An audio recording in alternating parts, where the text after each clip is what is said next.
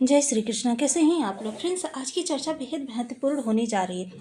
आज हम चर्चा करने जा रहे हैं आपके पराक्रम भाव में बैठे हुए ग्रह की, क्योंकि देखिए ये बेहद महत्वपूर्ण है।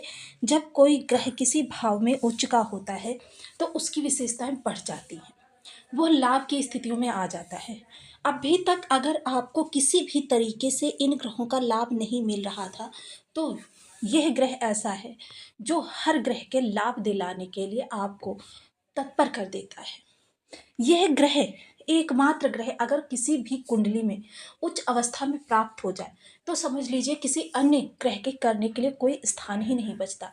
यह ग्रह अपने आप में परिपूर्ण है और आपके लिए उन चीज़ों की स्थिति निर्मित करता है जो चीज़ें हम सिर्फ ख्वाब में ही देखते हैं, उनको हम कभी प्राप्त नहीं कर पाते।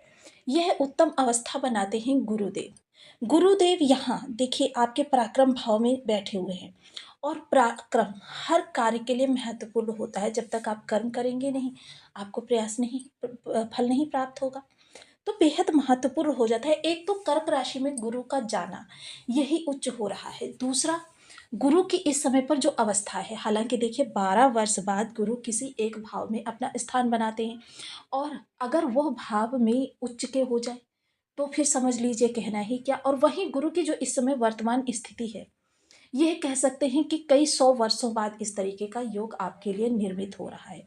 और वहीं चंद्र का प्रभाव होगा, क्योंकि कर्क राशि है तो राशिपति का प्रभाव तो होगा ही, जिसकी वजह से क्या है कि यह उच्च के साथ साथ गज केसरी राजयोग का भी लाभ आपको प्रदान करेंगे। तो बेहद महत्वपूर्ण स्थिति में गुरु आने जा रहे हैं।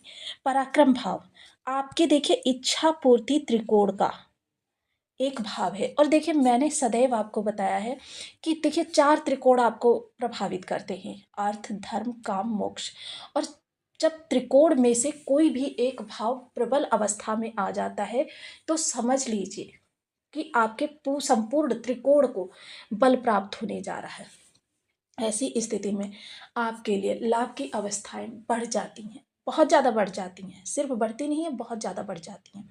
तो यह आपके लिए बहुत ही सुंदर संयोग बनने जा रहा है कि गुरु इस समय जिस नक्षत्र में होंगे, क्योंकि देखिए जैसे कि महादशा के बारे में हम आपको बताते हैं कि जब भी जो महादशा चलती है वह ग्रह आपको 100% इफेक्ट करता है। अंतरदशा वाला 70% इफेक्ट करता है और इसके बाद में जो होती हैं प्रत्यंतर दशा, सूक्ष्म दशा, प्राण दशा, योगिनी दशा, ये दशाएं बाद में थोड़े थोड़े समय के लिए आपको व्याप्ति रहती हैं, जिसके आधार पर आपको प्रभाव प्राप्त होते हैं।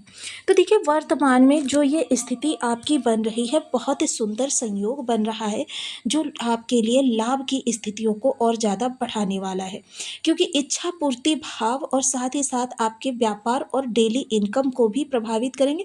और सबसे बड़ी बात क्या है कि ये आपके भाग्य भाव पर दृष्टि बनाएंगे, जिसकी वजह से क्या है कि भाग्य के कारक ग्रह हैं और कारक स्थान पर जब इनकी दृष्टि पड़ेगी उच्च के ग्रह की, तो फिर आपके लिए लाभ की स्थितियां भाग्य के प्रभाव से कई 100 गुना बढ़ जाएंगी। जिसकी वजह से क्या है, आपके जो पिछले समय में काफ़ी ज़्यादा विषम स्थितियां उत्पन्न हो रही थी, परेशानियों की दौर चल रहे थे, वो सब समाप्त हो जाएंगे, क्योंकि गुरु स्वयं में आध्यात्म से जुड़े हुए हैं। आध्यात्मिक गुरु हैं, ज्ञान वैराग्य और कहते हैं ना कि हर चीज़ में गुरु का कारकत्व जरूरी होता है, सकारात्मकता। गुरु का कारकत्व का मतलब होता है सकारात्मकता, हर चीज़ में सकारात्मकता। और जब आपको सकारात्मकता भाग्य के प्रभाव से ही मिलेगी तो आपके लिए करने के लिए बच ही क्या जाता है, सिर्फ आपको इच्छा करनी है, उस ओर अपना एक कदम बढ़ाना है। इस समय कह सकते हैं भाग्य के प्रभाव से चीज़ें 99 कदम आपकी ओर चलकर आने वाली हैं। शर्त एक है कि गुरु आपके भाग्य भाव में उच्च नहीं तो, क्षमा करें, आपके कुंडपार्थ चार्ट में उच्च नहीं तो सामान्य अवस्था में ही होने चाहिए, किसी शत्रु ग्रह से दृष्ट नहीं होने चाहिए, त्रिक भाव में नहीं होने चाहिए। बस ये 2 शर्त अगर पूरी कर देता है ग्रह और उसके पास थोड़ा बहुत भी बल है तो इस समय आपके करने के लिए कुछ नहीं बचने वाला। तो आइए जान लेते हैं इसके संपूर्ण प्रभाव। तो बनी रहिए हमारे साथ इस वीडियो में एंड तक, आपको बहुत कुछ जानने के लिए मिलेगा। वीडियो बहुत ज्ञानवर्धक होने वाला है। यदि आपकी लग्न में यानी कि कुंडली के प्रथम भाव में 2 नंबर बना हुआ है तो ये राशिफल आपके लिए। कुंडली में कहीं भी चंद्रमा के साथ 2 नंबर बना हुआ है तो ये राशिफल आपके लिए है। कुंडली ना होने की स्थिति में आप इसे नाम राशि से भी देख सकते हैं। यदि अभी तक आपने अपने इस चैनल को सब्सक्राइब नहीं किया है तो प्लीज़ सब्सक्राइब कर लीजिए, वीडियो को लाइक कर दीजिए, चैनल को शेयर कर दीजिए। इससे होगा क्या कि हमारे आने वाले हर वीडियो की नोटिफिकेशन मिल सकेगी आपको सबसे पहले। एक प्यारा सा कमेंट करना बिल्कुल ना भूलें, कमेंट से हमें बहुत मोटिवेशन मिलता है, हौसला मिलता है और ये पता चलता है कि आप और क्या जानना चाहते हैं। तो गुरु का तृतीय भाव में होना, सबसे पहले ये जो भाव है ये आपकी टेक्नोलॉजी संबंधित चीज़ों से जुड़ा हुआ है। अगर आप टेक्नोलॉजी सीख रहे हैं, टेक्नोलॉजी में कैरियर बना रहे हैं, टेक्नोलॉजी किसी भी प्रकार की हो सकती है, चाहे वो कंप्यूटरीकृत हो या फिर टेक्नोलॉजी आपकी किसी कह सकते हैं कि जो ये मशीनें वगैरह बनाने के बारे में हो, या टेक्नोलॉजी आपके कल कारखानों की हो, कोई भी टेक्नोलॉजी हो, या फिर आप कोई ऐसा मशीनरी कार्य करते हैं जिससे कि किसी चीज़ का मैन्युफैक्चर होता है, तो फिर यह भाव आपको ज़बरदस्त रूप से ऊंचाई पर लाए जाकर बिठा देगा। साथ ही साथ इस समय गुरु जिन, क्योंकि पुनर्वसु नक्षत्र से गोचर करेंगे, पुनर्वसु नक्षत्र है जिसके कि स्वामी गुरुदेव स्वयं होते हैं और पुनर्वसु नक्षत्र अपने आप में ही निर्माण को दर्शाता है। किसी चीज़ का निर्माण करना, किसी चीज़ में कैरियर बनाना, क्योंकि कैरियर भी एक निर्माण ही है जिसके लिए हम अपना सर्वस्व बलिदान करते हैं, अपना समय, अपना धन और अपनी योग्यता और अपने आप को, यानी कि कैरियर को समर्पित कर देते हैं। और जब तक हमारा कैरियर ऊंचाई पर पहुंचता नहीं, हमको शांति नहीं प्राप्त होती। तो ये निर्माण से जुड़ा हुआ नक्षत्र है, 27 नक्षत्रों में 7वां नक्षत्र है, तो ये सप्तम भाव पर भी अपना प्रभाव डालेगा। हालांकि गुरु की पंचम दृष्टि जो है वो सप्तम भाव पर भी जाने वाली है, जिसकी वजह से चीज़ें आपके लिए अप्रत्याशित रूप से बढ़ती हुई दिखाई देंगी। सबसे पहले इसमें जो नवांश आता है वो मेष नवांश आता है। मेष मंगल देव का नवांश है। अब मेष में जब ये गोचर करेंगे तो बल और बुद्धि दोनों का समागम होगा। यानी देखिए, बहुत से लोगों के पास बल तो होता है लेकिन ज्ञान नहीं होता। अब ज्ञान के अभाव में बल निरर्थक चला जाता है क्योंकि उसे दिशा ही नहीं प्राप्त होती, और बल के अभाव में ज्ञान, आपके पास अगर शरीर में क्षमता नहीं है तो आप कितना भी ज्ञान हो, आप प्रयास कर नहीं पाएंगे, और जब प्रयास नहीं होंगे तो वो ज्ञान रूपरेखा माइंड में ही बनेगी और माइंड में ही धराशायी हो जाएगी। फलतः दोनों अलग अलग रूप से किसी भी प्रकार से, जिस तरीके से आप कलश देखते हैं ना, नारियल एक तरफ होता है और जो वो लोटा होता है वो एक तरफ होता है। लोटे में लोग जल पीते हैं और नारियल को फोड़कर खाते हैं, लेकिन जब वही एक दूसरे के ऊपर आ जाते हैं तो पूजनीय हो जाते हैं, वंदनीय हो जाते हैं। सेम यही स्थिति आपके इस समय पर रहने वाली है। आपके बल और ज्ञान दोनों मिलकर इस समय अप्रतिम, अद्वितीय, आपके लिए विलक्षण योग का निर्माण करने वाले हैं। द्वितीय नवांश होगा जो आपके राशिपति का होगा, यानी कि शुक्रदेव का। तो यह आपके लिए विलक्षणता, और साथ ही साथ इस समय कहें तो थोड़ा सा आप धन के प्रति जुनूनी व्यक्ति भी हो सकते हैं। जुनून आपके अंदर इतना बढ़ जाएगा जिसकी वजह से क्या है, अप्रत्याशित रूप से आपकी प्रतिभाएं, आपकी क्षमताएं बढ़ती हुई देखी जाएंगी।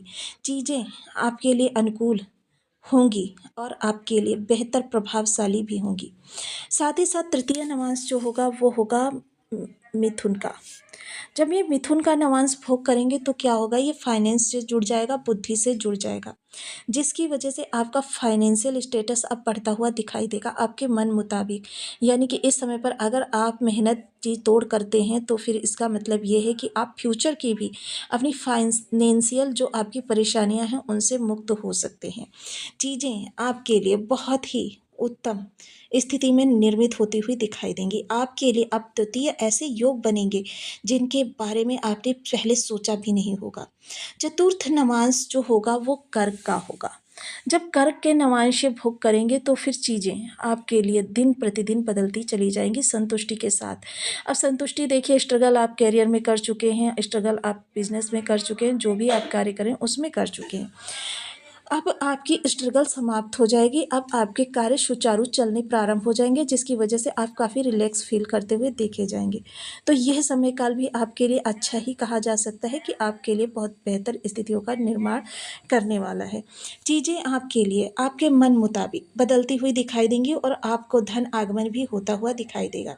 अब यहाँ पर देखिए डिसीजंस, क्योंकि डिसीजंस के भाव में बैठे हुए हैं, आपके कोई भी निर्णय आप लेंगे, महत्वपूर्ण निर्णय या फिर आप छोटे मोटे कोई भी निर्णय लेंगे, 90 परसेंट आपके सटीक होने वाले हैं भविष्य में आपको, क्योंकि निर्णय देखिए बेशक एक ही टाइम पर लिया जाता हो, उसका रिजल्ट जो है बाद में हमें प्राप्त होता है कि आपके लिए वो अच्छा है, बुरा है, शुभ फलकारी है या आपके लिए किसी भी प्रकार नेगेटिव परिस्थितियों का शमन कर रहा है। तो यह आपके लिए बेहद महत्वपूर्ण हो जाता है कि चीज़ें आपको किस तरीके से प्राप्त होने वाली हैं। अब ये बहुत महत्वपूर्ण आपके लिए समय काल है। वहीं सप्तम स्थान पर जब दृष्टि डालेंगे और सप्तम के नक्षत्र में है, जिसकी वजह से यहाँ पर सबसे पहले जीवन साथी, देखिए जीवन साथी का ज्ञान और साथ ही साथ उनका जो प्रभाव है या बोली बानी है, वो अद्वितीय, अप्रतिम होने वाली है। मतलब कि जैसा कि शास्त्रों में वर्णन है जीवन साथी के प्रति, उसी तरीके का, हालांकि ये चीज़ें आपको 1 वर्ष प्रभावित करती हुई दिखाई देंगी। सप्तम दृष्टि जो सीधे भाग्य भाव पर जाएगी, तो भाग्य के प्रभाव से जैसा हमने बताया ना कि पिछला समय काल और अब का समय काल आप तुलनात्मक दृष्टिकोण से जब देखेंगे, तो आप पाएंगे आपने बहुत ज़्यादा पाया है इस गोचर काल के दौरान। और ये पाना खोना जो होता है, ये आपके लिए चीज़ों में विलक्षणता के साथ साथ चीज़ें आपके अनुकूल भी करेगा। आपके जीवन से समस्त संघर्ष को दूर करेगा। आपके रिश्तों को आपके लिए मृदभाषी करेगा। रिश्तों में स्वार्थ जो है उसको समाप्त करेगा और रिश्तों में मिलनसारिता को बढ़ाएगा। साथ ही साथ ये आपका इच्छा पूर्ति योग जो देखेगा, तो ये इच्छा पूर्ति जो होगी आपकी, कह सकते हैं कि इस समय आपकी जो डिज़ायर्स अंदर दबी हुई हैं, जिनके लिए आप प्रयास तो कर रहे हैं लेकिन उनका प्रतिफल आपको नहीं अभी तक प्राप्त हुआ है, तो यह डिज़ायर्स आपके पूरे होते हुए देखे जाएंगे। मोस्टली इस समय 90% आपका डिज़ायर्स प्राप्त होगा और साथ ही साथ इस समय समाज में मान सम्मान में बढ़ोतरी होगी। सोशल सपोर्ट अगर आपको किसी भी प्रकार का चाहिए, अभी तक नहीं मिल पा रहा था, तो उस सोशल सपोर्ट की प्राप्ति होगी, जिसकी वजह से वो विशेषता देखिए इस समय करियर संबंधी। देखिए जब गुरु, राहु, केतु या फिर शनि का प्रभाव इस